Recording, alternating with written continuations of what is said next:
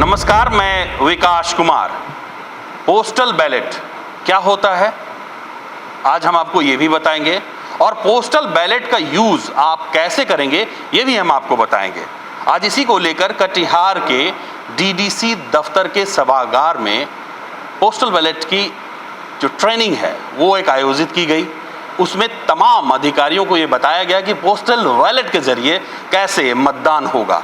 हमारे साथ कटिहार के जो निबंधन पदाधिकारी हैं वो इस पूरे ट्रेनिंग को ब्रीफ कर रहे थे, तो हम इनसे जानने की कोशिश करते हैं कि पोस्टल बैलेट आखिर है क्या और इसका लाभ किसे मिलेगा और ये लाभ आप तक कैसे पहुंच सकेगा। तो सर, सबसे पहले आपका स्वागत है टाइम्स न्यूज़ में। ये पोस्टल बैलेट सर क्या है? पोस्टल बैलेट वे व्यक्ति जो अधिक उम्र होने की वजह से या कोविड से संक्रमित हैं या जो दिव्यांग हैं, जो स्वतः बूथ पर जाकर के अपना मतदान का प्रयोग नहीं कर सकते हैं, अपने मत का प्रयोग नहीं कर सकते हैं, उन्हें एक सुविधा दी जाती है कि उनके घरों पे जा कर के हम पोस्टल बैलेट उपलब्ध कराते हैं, यानी मतपत्र हम उन्हें उपलब्ध कराते हैं।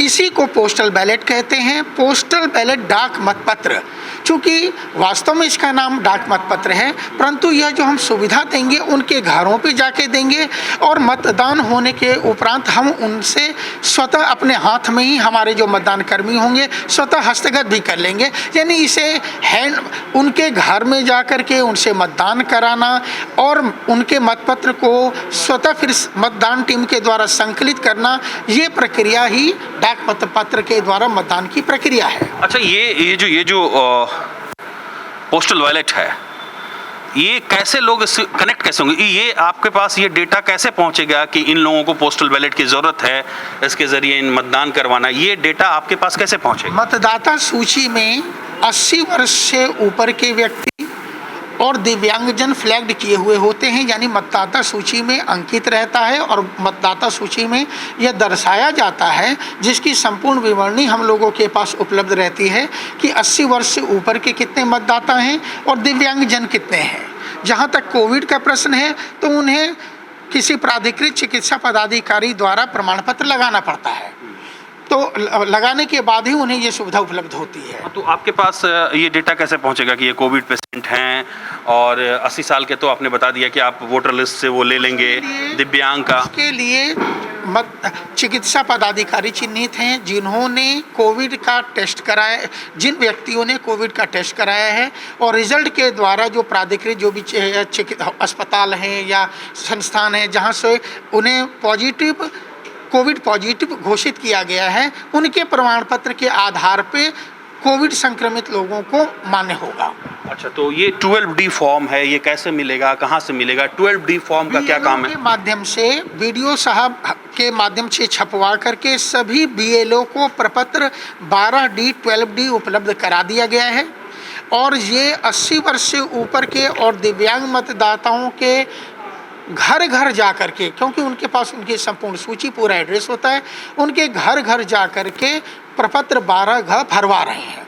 अच्छा, ये जो नोटिफिकेशन के बाद 5 दिन का जो वक्त दिया गया था वो चुनाव आयोग के द्वारा जो निर्देश जारी किए गए हैं वो है अधिसूचना जारी होने के 5 दिनों के अंदर में ही जो व्यक्ति प्रपत्र 12G 12D भर के देंगे केवल वे ही इस सुविधा के पात्र होंगे, बाकी लोग नहीं होंगे। अच्छा, तो ऐसे लोग जो वहाँ 12D या पोस्टल बैलेट का यूज़ नहीं कर पाए वो मतदान केंद्र जा सकते हैं? वे आराम से मतदान केंद्र जा सकते हैं। देखिए, यह कंपलसरी नहीं है या अनिवार्य नहीं है, ये उनकी सुविधा, उन्हें सुविधा प्रदान करने के लिए यह सेवा मुहैया कराई गई है।